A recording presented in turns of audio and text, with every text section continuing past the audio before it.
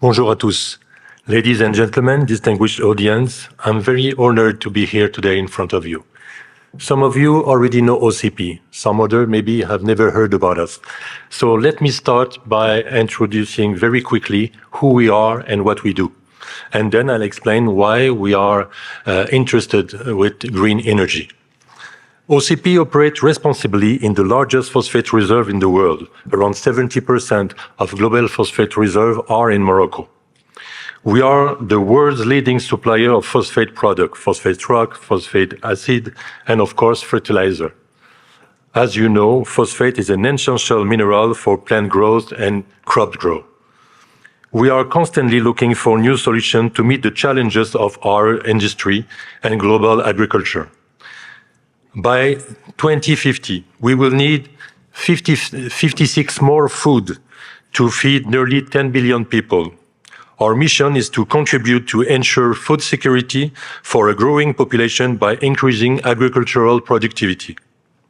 In that sense, R&D and continuous innovation are crucial. This is why OCP has created an ambitious ecosystem dedicated to R&D and innovation. At the core of this ecosystem of research, there's a university, the University Mohammed VI Polytechnique, UM6P, that was funded by OCP Foundation. To put it in few words, at OCP, our mission is to feed the soil, to feed the planet. These objectives must be achieved while taking care to minimize the impact of our activity on our and also the impact of our activity on our environment. And this is exactly what we do. Improving soil health creates a virtuous cycle enhancing both farm productivity and carbon sequestration. You probably know that carbon sequestration has the potential to surpass carbon emission globally if generalized. In other words, from our perspective, boosting agricultural productivity in a sustainable manner is a concrete solution to food security and climate change. This is the core mission of OCP, to reconcile food security and sustainability challenges. Sustainability is in our DNA all along our value chain, from mine to fork, including our industrial process. Just to illustrate this, let me give you a few examples. 100 of our water need will come from unconventional sources by 2024. 100 of our energy needs will come from green energy by 2027. OCP has also the objective to be carbon neutral by 2040. In this prospect, OCP has committed to a $13 billion USD green investment plan.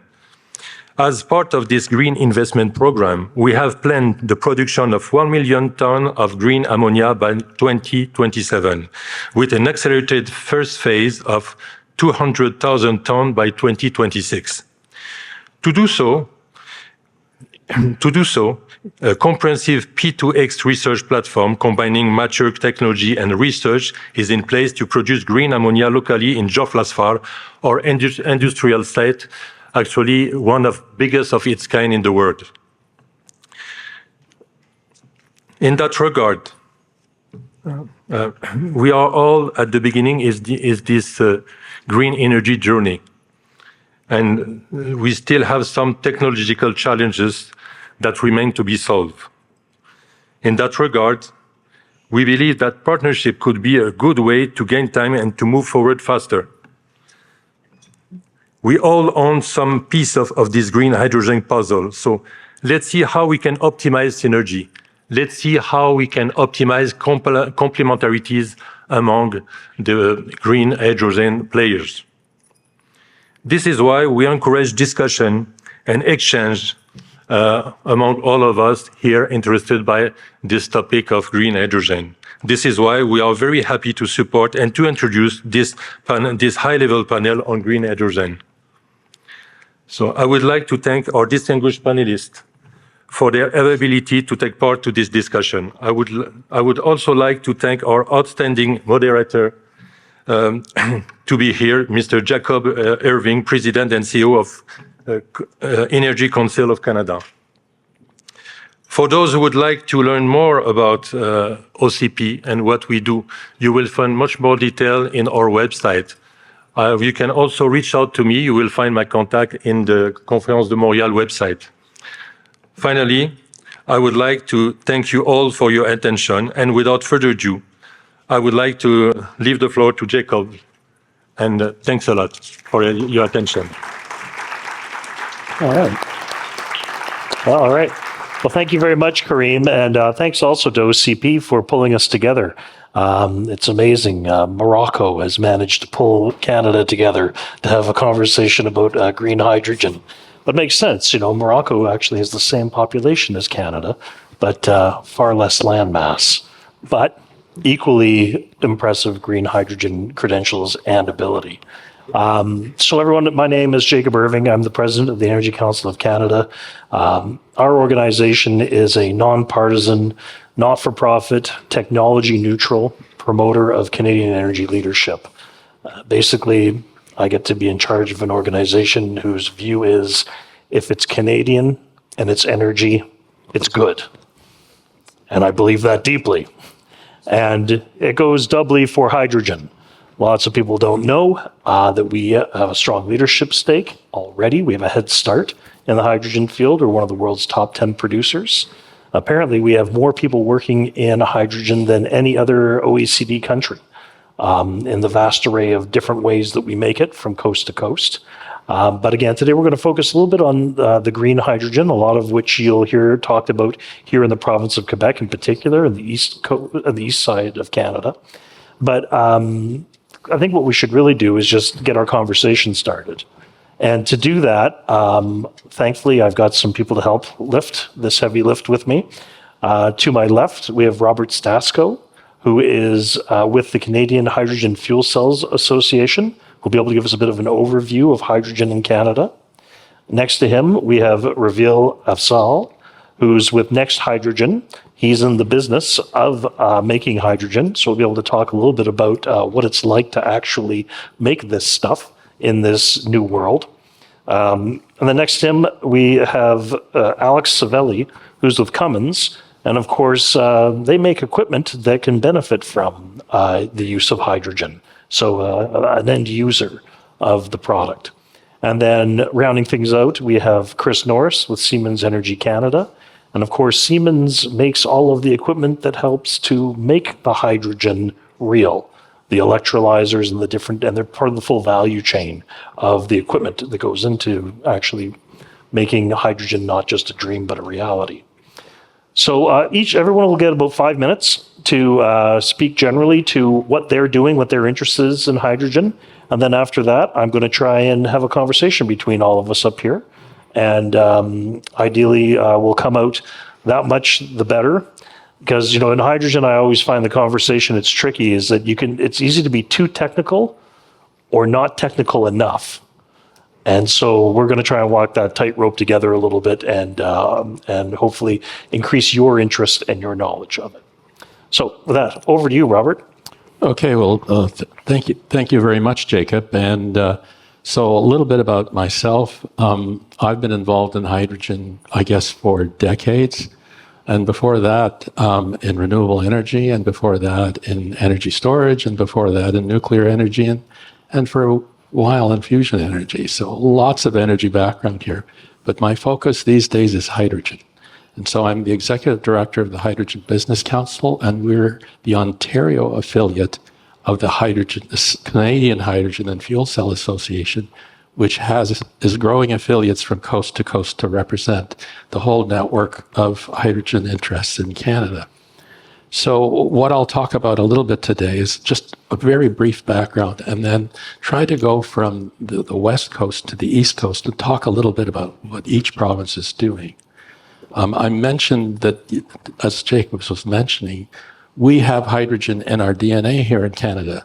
The Stewart family, for example, in Ontario, that family has been producing electrolyzers for a century, and their fourth generation is still doing it.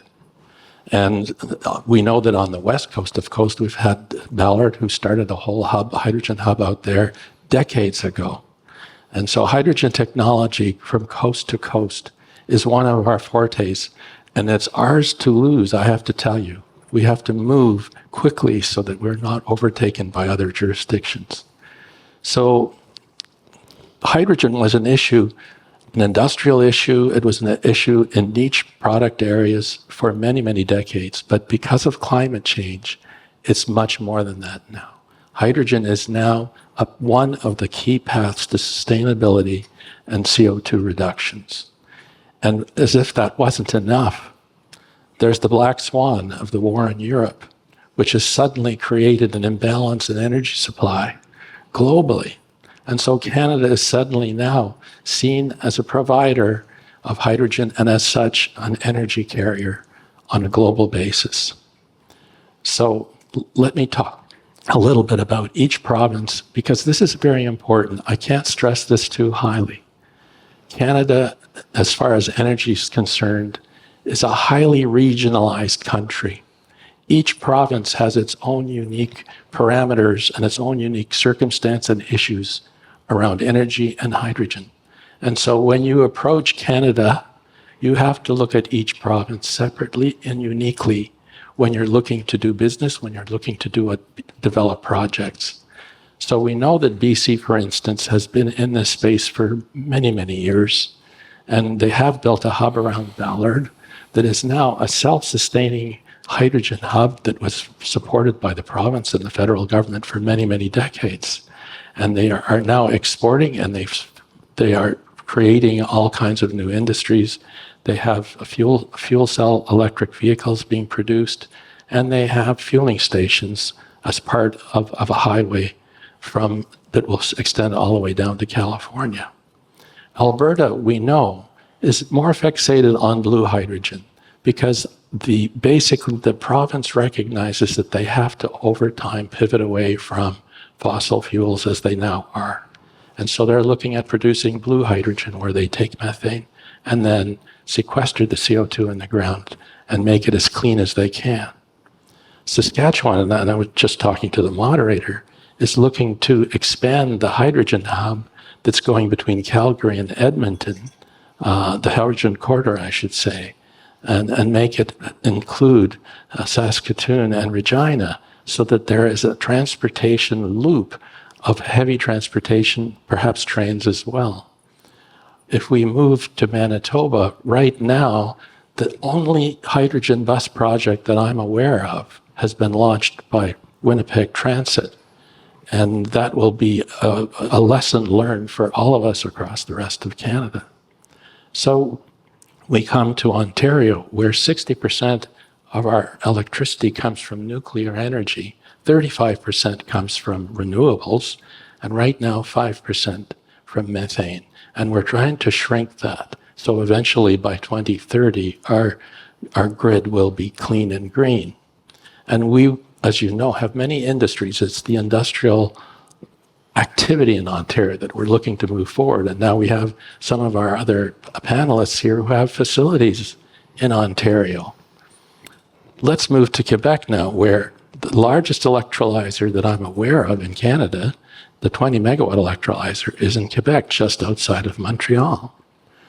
Also, there are fueling stations for cars, hydrogen cars, and hopefully for hydrogen trucks being deployed in Quebec. But one of the most interesting things that's happening in Quebec is that Alstom has brought over a hydrogen train and will be running it from Quebec City to Charbonneau all summer this year. That will be a pilot for what they hope will be replication of hydrogen trains all across Canada. And finally, we come to the Atlantic provinces, which suddenly are in the sights of everybody as developers. Why? Because their wind resource is much bigger than they would ever need solely to produce grid electricity. That is why it makes sense to create another value product, hydrogen, and ship it around the world either directly as molecules or as ammonia. And I'm going to stop right there, and hopefully I've covered enough and I haven't let anything out. Robert, that was a great flyover. Thank you so much. Raveel, tell us what it's like doing business in this environment as a developer.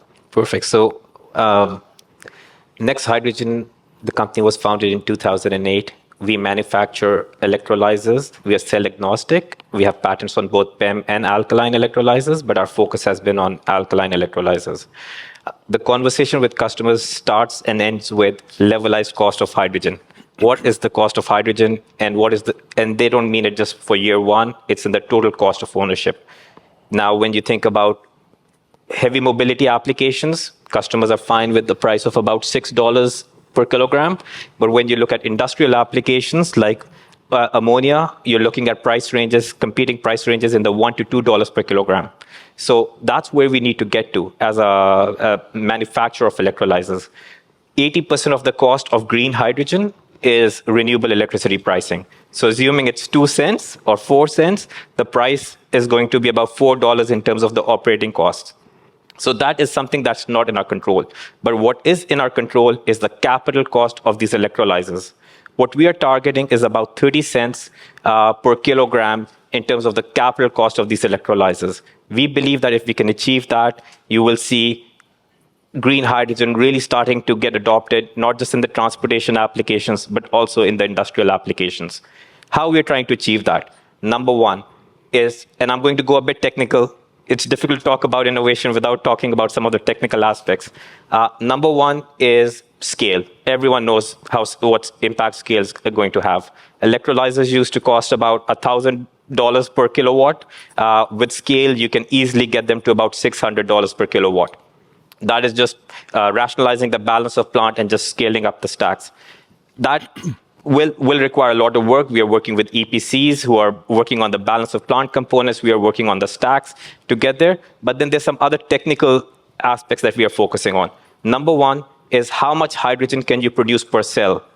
I can tell you now, we at Next Hydrogen, and I'm sure all of us are working on that, we are producing about 2 times more hydrogen per cell compared to what we were doing in 2020 or 2020, beginning of that decade. And the targets we are achieving right now in terms of the amount of hydrogen we can produce per cell is close to the 2030 target as set by the European roadmap. The reason why that is so critical is because your capital costs are going to be 50%, or theoretically should be 50% of what they used to be. Number two is the dynamic response. So we are using base metal electrodes. That's critical right now because once you start scaling up this industry with precious metals, it's going to be a big challenge. The markets are really small. That means incredible price volatility. So we are only using base metals. But even with using base metals, we are seeing now the system's ramping up close to about 5% per second type of range, which is what you need to connect with renewable energy resources. And number three, which is incredibly important, is that you don't want to just have an operating range, to match renewables when the sun is shining. You want your system to run as hard as it can. It also needs to be able to ramp down. So previously, alkaline electrolyzers, for example, they used to have, you couldn't bring them down more than 30%. You would bring it down more than 30%, you would start getting gas purity issues. Now, these electrolyzers are going down to below 10%. So you're getting this wide operating range with these electrolyzers. So when you put all of this together, the scale that's coming in the marketplace, being able to produce more hydrogen per cell, purpose building these electrolyzers around the dynamic response, I am very confident that we will get these electrolyzers from about $1,000 per kilowatt all the way down to below $300 per kilowatt at scale. And the energy efficiency that we see where the market was at, like back, it was about 65 kilowatt hours per kilogram. This number is going below 50 per kilowatt hour. So I'm very confident that this industry is going to take over. But what my view is that we got to walk before we run, make sure that we get the reliability in, make sure that these electrolyzers are proven in these applications, and then we really run. Because this is the golden era for hydrogen. I have never seen this type of interest in the space. We have some of the biggest companies in the world walking through our facility on a weekly basis. So this is coming, and we need to be responsible and deliver on these products that are super reliable, repeatable, dependable, and meet the performance criteria that our customers deserve. Oh, great. Well, thank you, Raveel. And when I think of Cummins, I think of pickup truck engines. Well known for making high performance machinery. But so share with us your interest, Cummins' interest in the hydrogen space. Bonjour à tous. Good afternoon all. I'm Alex Savelli. Thank you, Jacob. Thank you, Bob and Raveel, for both a bit of the history, the sort of geopolitical sort of play, and sort of the setup in Canada, as well as review what we're up against from an industry, right, and on really trying to get the costs down from hydrogen. So, my name is Alex Savelli. I'm the managing director for hydrogen technologies for Cummins in the Americas. And as you said, Jacob, most people think of Cummins as not a truck manufacturer, but a 100-year-old diesel engine company, an engine that goes into a truck, right? And Cummins is actually a 100-year-old innovation company.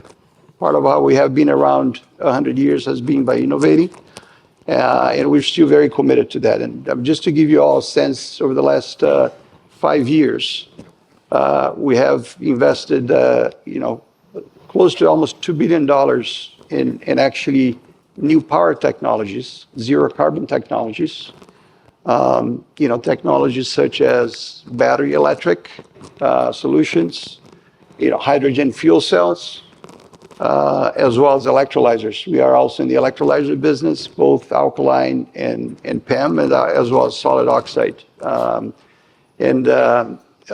Overall, all of those solutions were housed under what we call new power. And about March this year, Cummins decided to give the new power business a new name. It's called Accelera. And it's still a business unit that's part of Cummins. Our main goal is to only focus on zero emissions technology.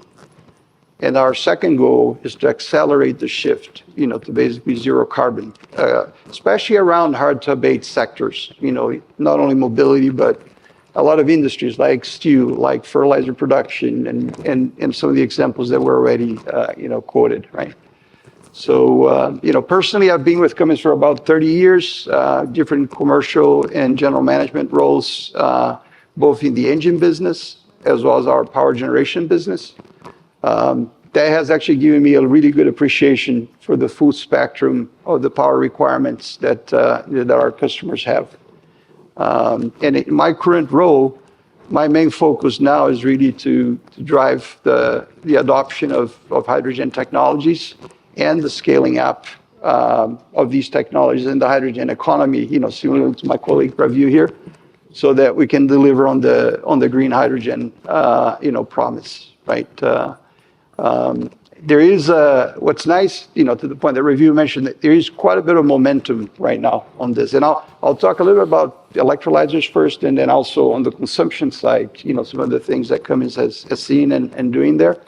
But on the electrolyzer side, lots of activity, not only in Canada, but in the US, but in Canada, there's quite a bit of momentum, right? And I'll share just a few examples of projects that we're doing, just to give you a sense for what are some of these applications, what are some of these end uses of hydrogen, right? The first one that we announced a few months ago that's pretty exciting is actually in Ontario with Atura Power. And we're doing a 20 megawatt green hydrogen plant with Atura Power, helping them decarbonize power production. A lot of the power is coming from, hydropower from the Niagara system. And that plant should be up and running by sometime, at the end of Q1 next year. Sort of what we're working towards. The other one that we're actually, we have more recently announced is actually here in Quebec, even closer to Montreal. It's actually a 90 megawatt green hydrogen plant in Varennes, just outside Montreal. It will use, the largest product that we're actually developing. And it's basically a consortium named Varennes Carbon Recycling, VCR. It's a consortium made up of Shell, Suncor, Proman, and the province of Quebec for production of e-methanol. So they're basically leveraging the green hydrogen that we're producing, also with, hydropower from Hydro-Quebec, basically blending that with, carbon that's being recycled from landfill waste to actually create e-methanol, which is actually a pretty exciting application these days, right? All right. And then those two plants basically add to our already existing plant in Bécancour that Robert mentioned, right? So 20 megawatts with Air Liquide. That today is the largest, from a proton exchange membrane electrolyzer plant. That's the largest plant running in the world today, and we're pretty proud to actually have our association with that. So there's lots going on, and I think as we scale up equipment, besides scaling up the product range we offer, it's also very important to scale up production. So we're also focusing on increasing our manufacturing capacity. We do have, as Robert said, already a quite sizable campus in Mississauga, in Ontario, which will continue to expand. But we also have just started production in our first electrolyzer production facility in the U.S., gigawatt facility in Freeport, Minnesota, started last month. And we're also very, very excited about that. So hopefully that gives a good sense of the electrolyzers, Savelli will be doing. I think on the consumption and use side, Cummins also provides the equipment, right, or components that actually run on hydrogen. Fuel cells is an example. And we're very proud to actually power the Alstom train that's coming, Island. Actually is powered by the fuel cells that we've designed and actually produced in Mississauga.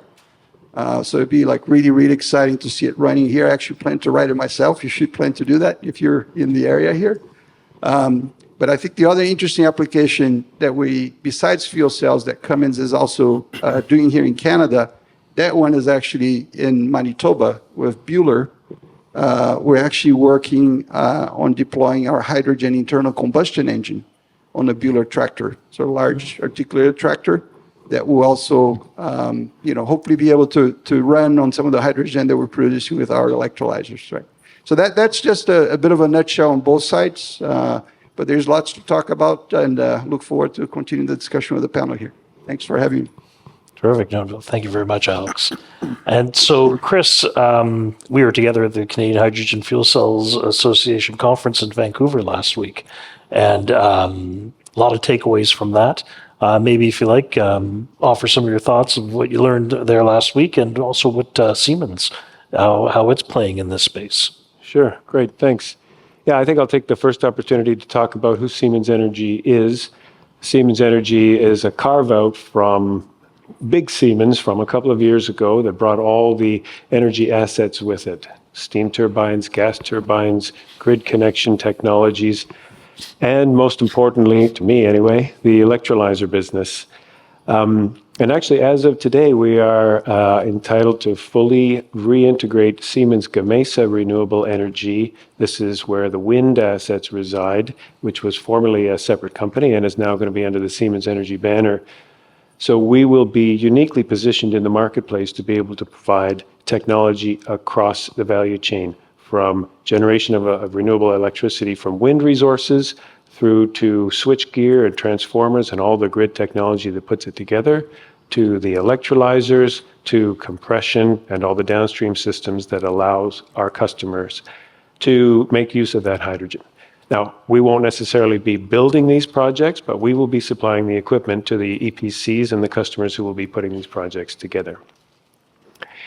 Why is green hydrogen important to Siemens Energy? Well, first, we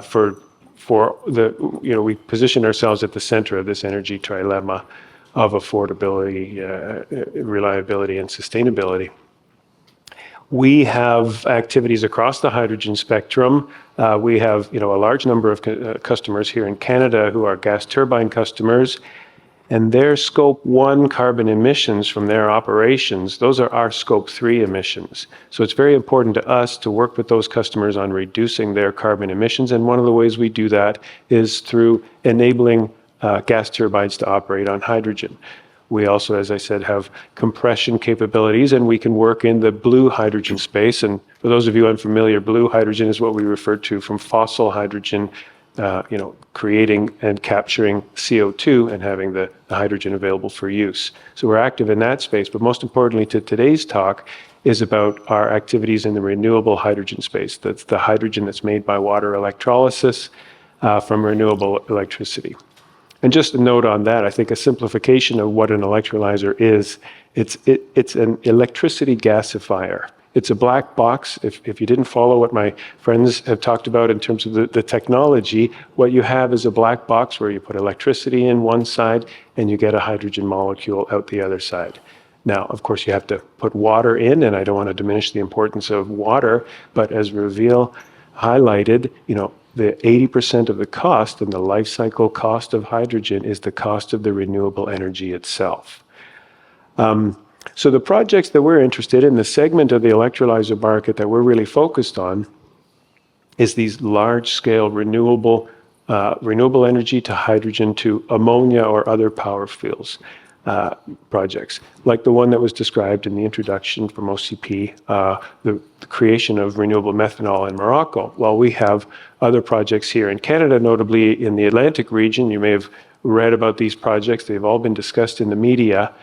These are projects that are looking at creating tremendous new growth in renewable electricity, converting to hydrogen and shipping it to Germany in support of their decarbonization efforts and also their geopolitical stability and energy source efforts. And I just want to come back to something that Raveel said. We're doing research and development to improve the efficiency of the electrolyzer. And when you improve the efficiency of the electrolyzer, you get more bang for that 80% of the renewable energy that you're putting in. We're working on reducing the cost of the electrolyzer. That's a key part. But the cost of the electrolyzer, that's in that 20% that remains in terms of the life cycle cost of hydrogen. So it's important to bring those costs down, not just the cost of the electrolyzer, but the cost of all the engineering and the construction and implementation of these projects. But what's really important is bringing down the cost of the renewable electricity that goes into this electricity gasifier. And these projects in Atlantic Canada are building renewable energy generation behind the meter that's as big as the grid that they sit inside of, okay? 2.5 gigawatt grid in Nova Scotia, for example. One of the developers is building a 2 gigawatt renewable electricity production plant on their property. So this is one of the reasons that we see tremendous interest in these large-scale green hydrogen production plants and why Siemens Energy has positioned itself at the center of this industry. Well, this is excellent. And to give everyone a perspective too, I'll take a crack a bit about why is Canada interested in hydrogen, green hydrogen in particular. Good to remember, especially when we're here in the province of Quebec, that Canada has one of the cleanest and most renewable electricity grids in the world, over 80% non-emitting. And why does that matter? Well, from many countries around the world, their number one source of greenhouse gas emissions precisely comes from the way that they make electricity. The number one source for many countries is they burn coal to make electricity, and that's where their emissions come from. In Canada, we're very different. That's the fourth largest source of emissions for us. It's not the first, it's the fourth, which again just underlines how clean our grid already is and how more clean that it can become. So why does that matter? It matters because if you're going to make hydrogen that is clean and non-emitting, you have to have excess clean renewable electricity to do it. Because most countries, when they get a hold of some new clean renewable electricity, if they can build some into their system, if they can create it, they're going to put it onto their grid to reduce their coal-fired electricity. So they don't really have extra clean renewable electricity to play with. In Canada, we do. And what's more is that we have the ability to build even more. We have greater capacity. We have undeveloped hydropower potential across the country from coast to coast, which of course is a great enabler of wind and solar. And so any and all of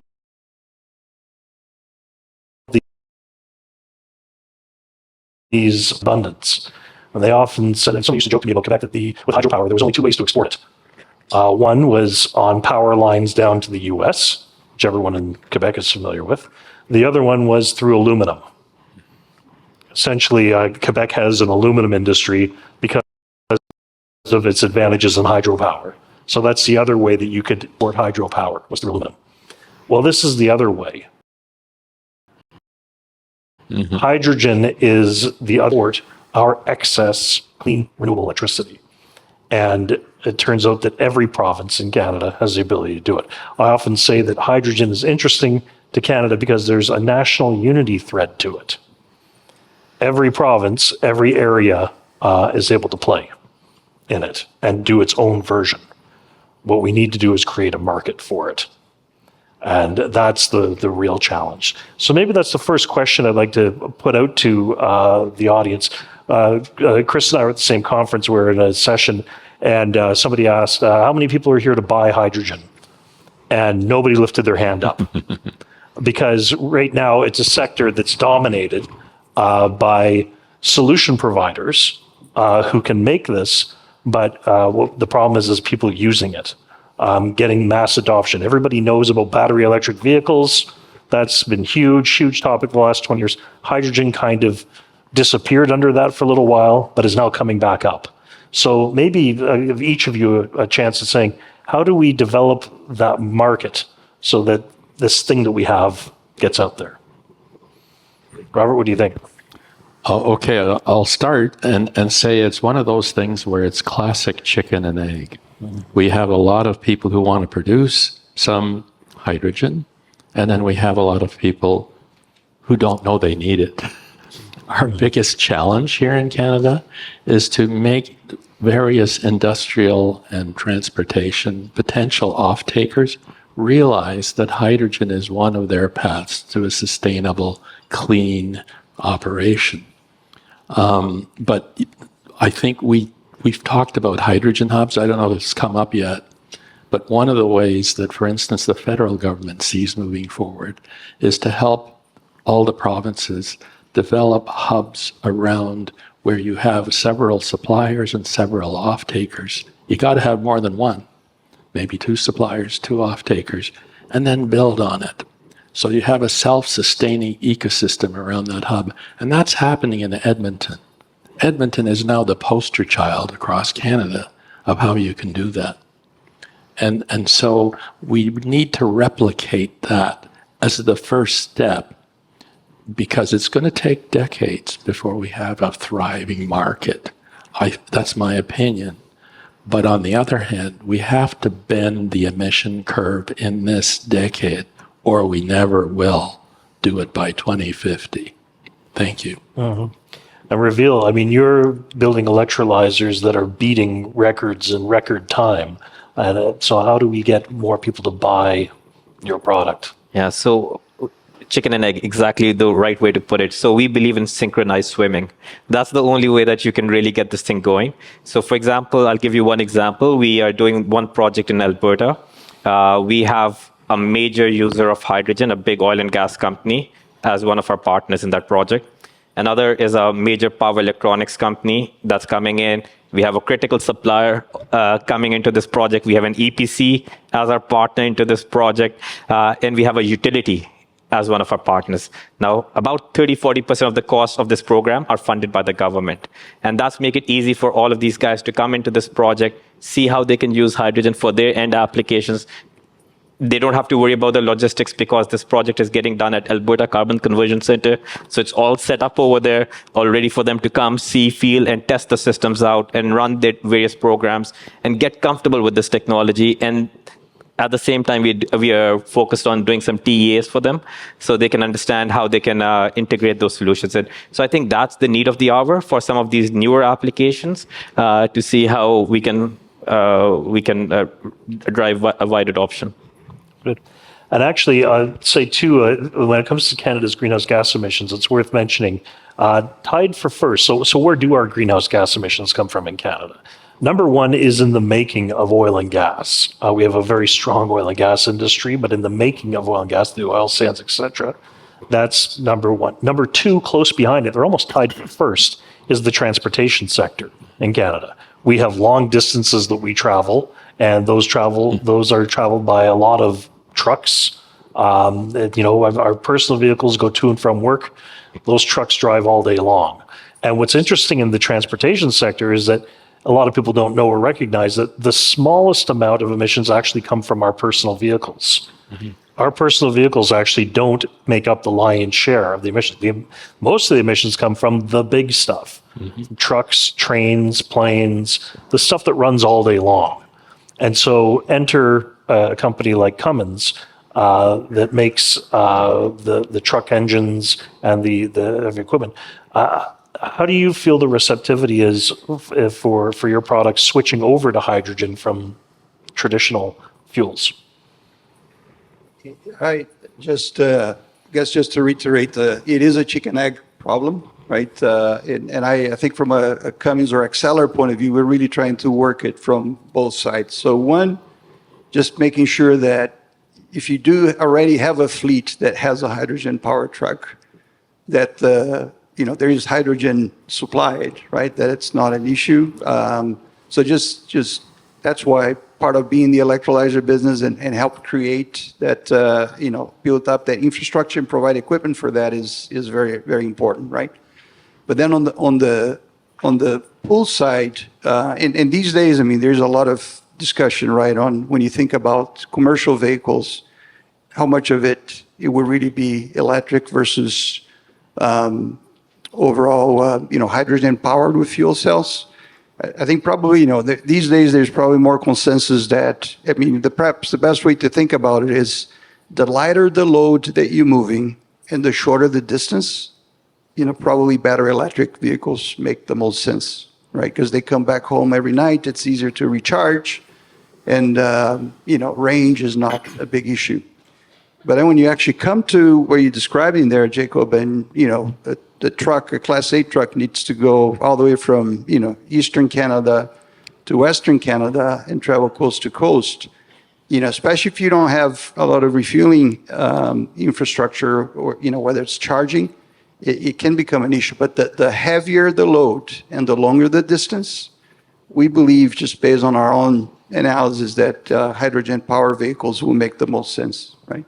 So we think, although today we don't see a lot of fuel cell trucks, powered trucks yet, it will come with time. And I think there is, the commercial vehicle side of things, just like any of us, a lot of the commercial vehicle manufacturers, they have, limited resources, and they are trying to navigate through this whole energy transition.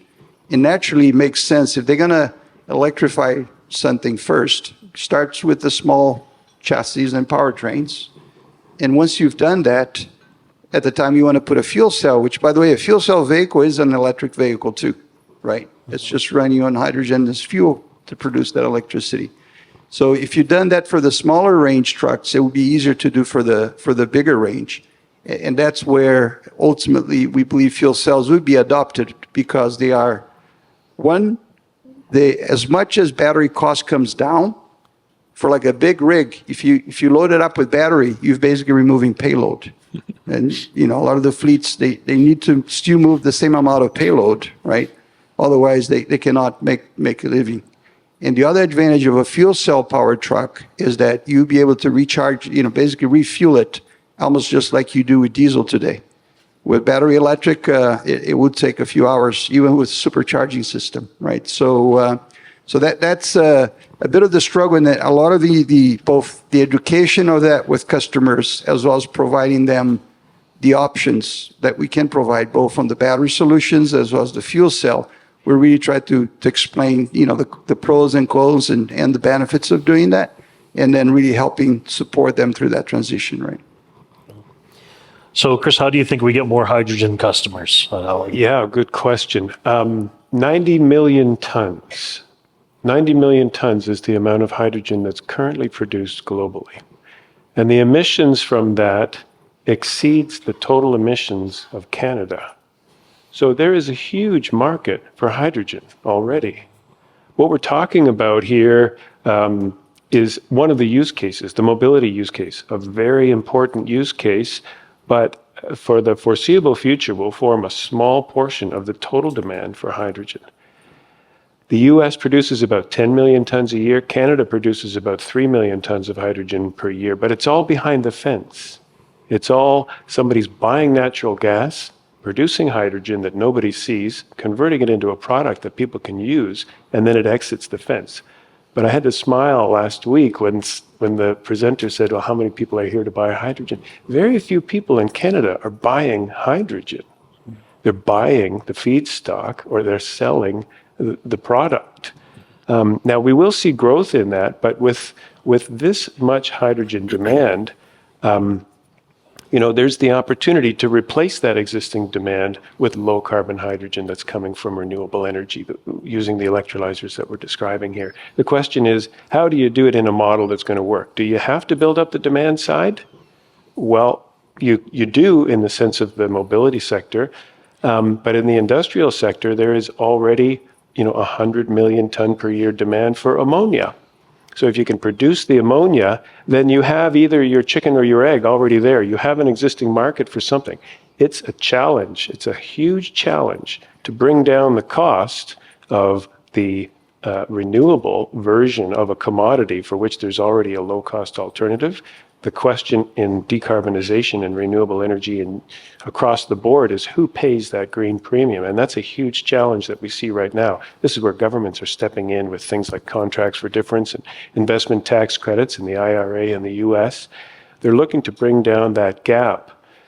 But this is a wide-ranging question because here we've talked about grid-connected electrolyzers and the cost of grid power and where are we going to get the grid power and what's the grid power carbon intensity going to be. And then we have certain developers that are coming in over the top and saying, I don't care about the grid. I need to be grid connected because I need to turn my lights on and I need to run my pumps. But I'm going to produce my own electrical feedstock. I'm going to produce it using wind turbines. I'm going to convert it to hydrogen. I'm going to convert it to ammonia behind the fence. I've got a very big fence that covers thousands of acres, but it's all behind the fence. And so we're not really exporting our renewable energy in that sense. We're exporting our wind because it's the wind that's crossing the fence. And that's what we're converting to ammonia. And that's what we're putting in a ship and sending over to Europe. And so to the question around where is all this renewable power going to come from and can the grid sustain it? I think a lot of these large-scale renewable hydrogen projects are leapfrogging over that question and going directly to, let me convert my electrical feedstock to ammonia and ship it away. And is this because we're making electrolyzers that can follow the wind patterns? I mean, to me, that is a huge advancement because that's always the complaint about, I call them the new renewables, wind and solar. They're intermittent and their ability to follow load. But if you're behind the fence and you've got an electrolyzer that can go with the wind, then that becomes less of a concern. Is this correct? To some extent, yes, and it is. I think that's one of the, depending on the type of electrolyzer technology, some tend to do that dynamic response better than others, but in general, it's an area, whether it's alkaline or PEM, all of us are sort of working on, right? The challenge you have is what do you do when the wind stops, right? So, I mean, you do have places where if the wind stops, then if you also have solar power, and you can, because, although the electrolyzers are only 20% of the cost of a levelized cost of hydrogen, the people that are running it and are buying the equipment from us, they would still like to use it as much as possible, right? And that's where sometimes people will still look for the grid connection, right? So it is, I'd say the dynamic response to the equipment will help a lot. But I do think, how do you balance, even if you're producing a lot of the power inside your fence, but you're looking for a grid connection, how do you make that happen? Because I do think, Jacob, just the notion of just surplus capacity, I mean, I was going to say, even in Quebec these days, we probably don't have as much surplus as once we had. I mean, there's definitely potential to do a lot more, whether it's hydro, whether it's wind. But that's one of the limiting factors too, right? That it is all of a sudden, if you do need to go in and if you don't have enough surplus on the grid and you're putting all this, another gigawatt, 2 gigawatts of wind power, it takes time to do it, right? And it will take time to scale up and get the hydrogen produced there too. So, yeah, it's an important consideration because even if it's not surplus, is that, is your grid being serviced? Is your grid being serviced by maximal amounts of clean, renewable energy? And if the answer is yes, then if you want to build one of these ring-fenced projects, your chance of being able to do it is probably a bit higher than elsewhere. Because if you go somewhere else that is struggling to clean up its grid, and you say, hey, I'd like to build a hydrogen facility here using wind power to make hydrogen, not plug it into the grid, just use it to make hydrogen. You're probably going to get pushback from saying, well, no, we want that on our grid, first and foremost. So we have that sort of base level ability here in Canada across many provinces that is exciting. Because oftentimes when I hear wind or solar, what I often think is that, well, everybody can do wind and solar in varying degrees, for sure, but everybody has wind, everybody has sun. Not everybody has hydropower. Not everybody has natural gas. And these are some of the advantages that we have in Canada that can be applied to this technology. Good. Now, I see we have 2 minutes left, and I've talked too much. Folks, any closing thoughts for our audience on hydrogen going forward? I'll just say, I agree with Alex. A piece of capital equipment is expensive to begin with. It's really expensive when you're not using it. So even if you do have a ring-fenced project like I've described, if you've only got a 50% utilization rate on your wind, that means your equipment is sitting idle half the time. So any way that you can maximize the usage of that equipment is going to reduce your overall life cycle cost of hydrogen. Yeah, my closing thoughts would be, it is like for us to actually move the ball and make this promise a reality, it will take the whole village to do it, right? All the way from, government actually putting the right policies to, reduce the risk of investing, right, on both supply as well as consumption. And it's nice to sort of see some of that taking place now. But you also require quite a bit of the private sector to basically make the investment, whether it's us producing the equipment or the companies that will invest in producing the hydrogen or the ammonia, right? It will take quite a bit of joint collaboration there. And some of this, to what Raveel mentioned, it is, some of these products, it is new technology, similar to how wind turbines were, 10, 15, 20 years ago, right? So how do we collectively figure out some of the risk sharing of that is also pretty important too, I think, to make it stick. So, may I? Yes. Yeah, from the thing that I'm very focused on right now, supply chain. We had about 200 megawatts of electrolyzers installed on a cumulative basis before 2020. Now we're talking about the excellent work that Cummins is doing, that Siemens is doing. You're talking about something like 150 gigawatts by 2030. That's the industry targets right now. And supply chain will really struggle to catch up. Even the components we use inside our electrolyzers. The most important thing over here is that quality assurance is not something you can inspect in. Maybe you can when you're doing 1-2 megawatt systems, you can look at all the parts and make sure that they're good. But when you're talking about the gigawatt scale, quality assurance has to be processed in. So that's what we are really focused on, making sure that it's inside the process of all the suppliers that we are working with. So the products we know these products work. We need to make sure that they last 90,000 hours, 120,000 hours. So that's a key focus for us right now. Robert, final thought. Final thought is there's a role for government policy and programs. And again, it varies from province to province, although the federal government is strong on hydrogen right now. It varies. And what we need is governments to step up and de-risk the build-up of this industry to the point where it's fully commercial. They don't have to, play with the rules forever, just at the beginning, just until things become self-sustaining. And so that policy and program decision is what you do is when you vote. Make sure that the government you're voting for is one that's committed to this kind of thing. Just like we did in creating the oil sands not so long ago. Right. These are things we can do. Well, thank you very much to the panel. Hopefully all of you are as excited about hydrogen as we are after this conversation. And maybe to demonstrate that, please let's give them a round of applause. Good job, guys.